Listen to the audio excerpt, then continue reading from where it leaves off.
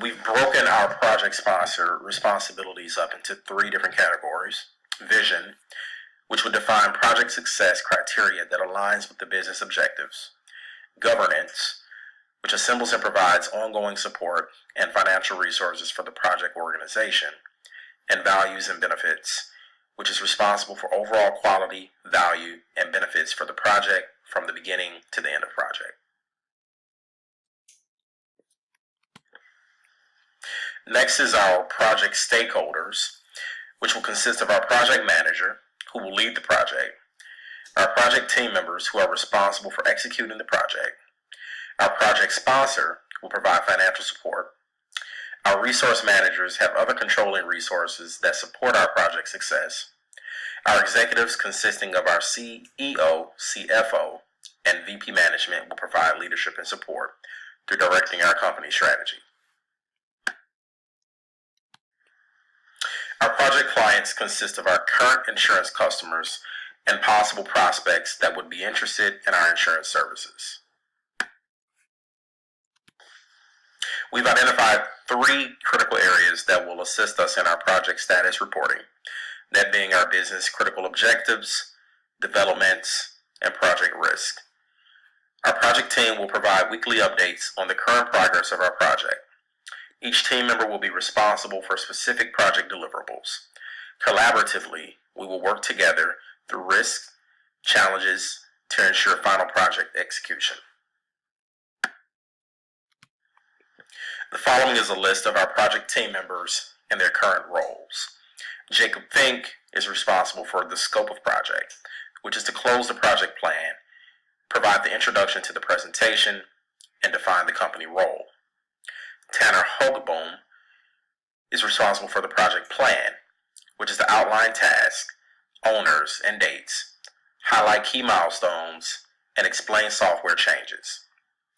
Daryl Anderson is responsible for the communication plan, which is to identify sponsors, stakeholders, and clients, provide a method of status reporting, and define roles of project team members. Daniel McGean is responsible for the risk management plan, which is to track risk, outline escalation process, detail risk mitigation plans, and review costs and potential hurdles. May Herr is responsible for the implementation plan, which is to provide the deployment method, change readiness, and go live activities. Thanks, Daryl. My name is Dan. I'm going to be going over the risk management portion of the presentation. So let's go ahead and begin. So in analyzing the potential risks that this project may have and the ways in which we can mitigate those potential risk factors, there's a few things we did. The first is that as a part of this rollout, there will be a soft rollout or a test group that will be implementing the software. The goal of this is, of course, to create further revisions to the risk management plan that we already have in place. Almost certainly this test group is going to be able to come up with problems that we hadn't yet foreseen and potentially eliminate problems that we are foreseeing just by virtue of testing the software and seeing how it integrates with their day-to-day life, their day-to-day workflow. So as stated here, the aim of the test group is to mitigate as much risk as possible, troubleshoot the integration processes, and then ultimately I think how the rollout or the test group goes will make a final determination on our company's timetable for the company-wide rollout of the software. Another component of building our potential risks in our risk management list essentially was working off of an organizational comparison.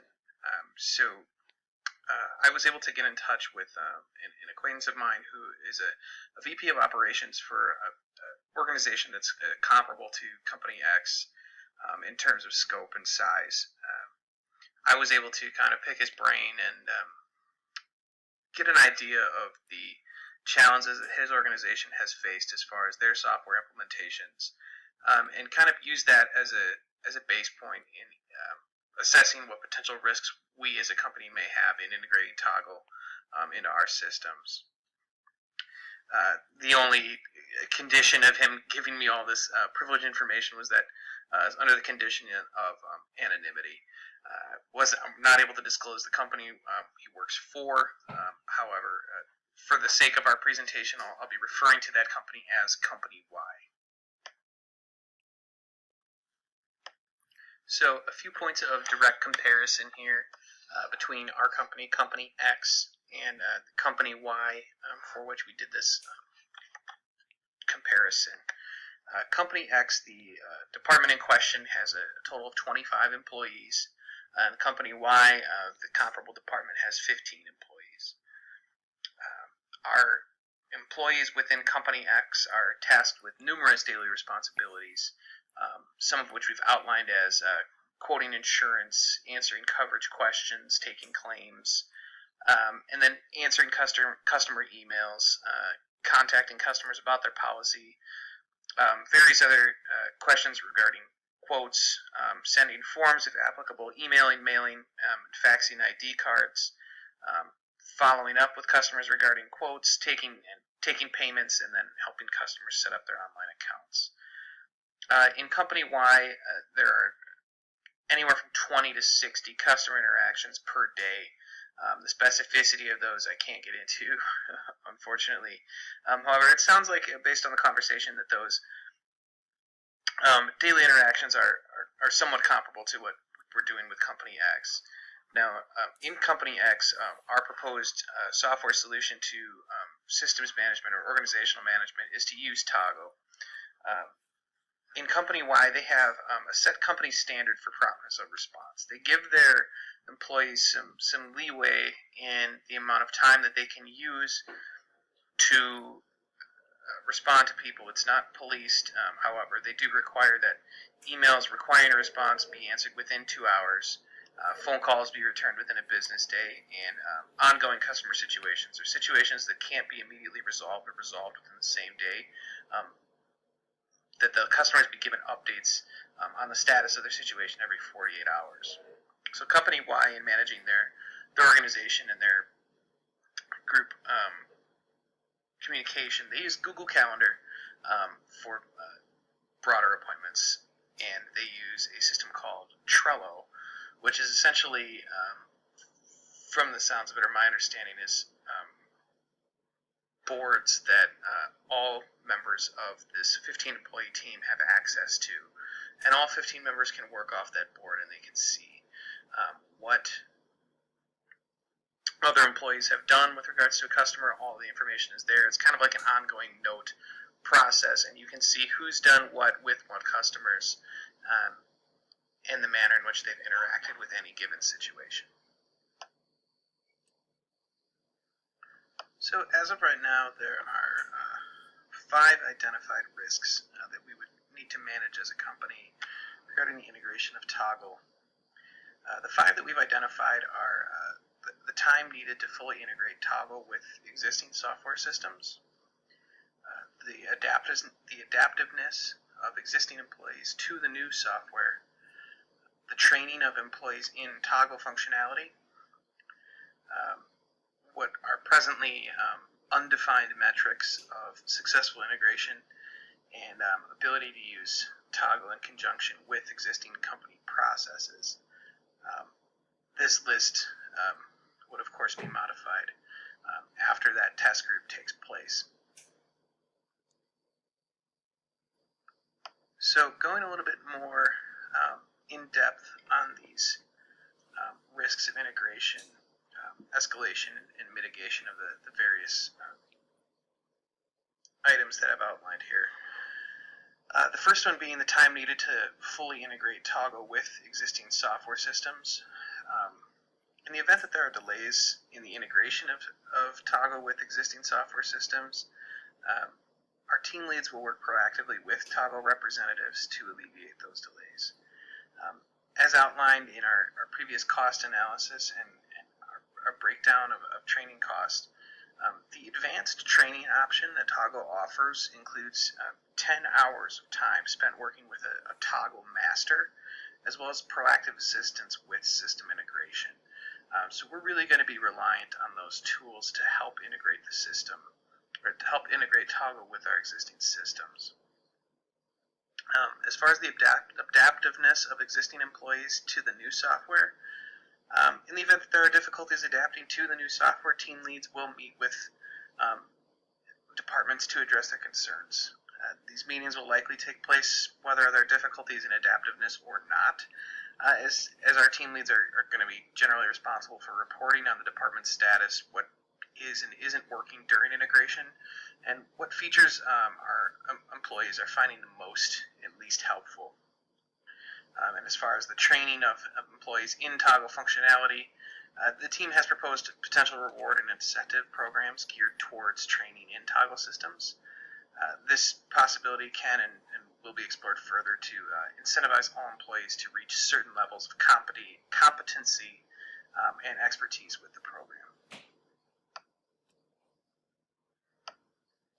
And as for the final two outlined risks here, the project team hasn't yet defined the metric by which success of the Toggl integration is to be measured. I think it's something that likely won't be able to be measured until that test group takes place. Discussions amongst the project team and within the company need to be had to discuss what the metrics of successful integration are after that initial test group has taken place. I know I keep referring to this initial test group. I'm sure May will have more of an accurate timeline of when the test group will take place versus full implementation. But once that's determined, the manners in which we can determine what is successful can then be measured and rewarded. And then this final one, process and integration, and the ability to use Toggl in conjunction with existing processes. As I mentioned in the first risk, Toggl's functionality with existing software systems will have to be addressed as problems arise. Additionally, Toggle's integration to existing company processes as they relate to the call center team members' role will have to be overseen during the training process. And all of this will likely be done in conjunction with the Toggl master to have that individual make suggestions and assist in the transition. This will conclude what I have for the risk management plan portion of the presentation. So I'm going to go ahead and turn it over to May, who's going to be going over the implementation plan for the project. Thanks, Dan. Hi everyone, my name is May. Next we'll be going over the implementation planning for Toggl integration. So with our implementation planning, we focused on definition and planning, our kickoff meeting, jumpstart training, workflow workshop, and end-user training. With our definition and planning, we identified resources and confirmed the overall project scope, which we've already been given an overview by Jacob, and confirming operational goals, drafting timelines, and then developing a change management plan. And what this plan does is it defines the activities and roles to manage and control change during the execution and control stage of our project.